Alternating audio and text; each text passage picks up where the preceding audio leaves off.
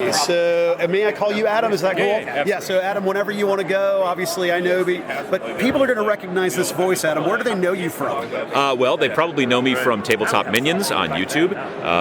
Before that, I worked with the Beasts of War people over in Northern Ireland, but last 7 years it's been Tabletop Minions on YouTube. But I'm also now on a podcast for my day job. So for Game 4, we have the Game 4 podcast, which goes up every 2 weeks. It's on YouTube and also all the normal audio podcast places.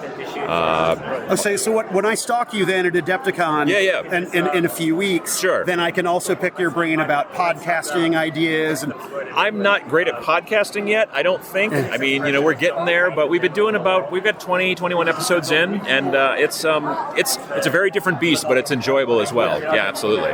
Very cool. So what is Game 4 then? So Game 4 is a free app, free platform really, for game stores, game players, gaming groups and clubs, conventions, all that kind of stuff. It's for connecting tabletop gamers. It's, like I said, free app, Android, iOS. We also have a web version, so if you don't have a phone or if you want to use it, look at it at work when you're not supposed to pull out your phone, you can do that. And the idea basically is that it shows game events that are posted by stores, groups and clubs, and individuals in your local area. It also has a section called Looking for Players. Looking for Players is like that 3x5 card on the corkboard at the back of the shop that says we're looking for a cleric on like Wednesday night. Call Jerry. So is it like Grindr or Tinder or whatever? No, where I'm swiping left and right trying to find people to game with. There have been apps in the past that have done that type of thing, where they basically just fill out a profile and they tell you, hey, there's 15 people who are also users in this area. Why don't you hook up with them? What we want to do is we want to focus on the events, because gamers have to tell you, look...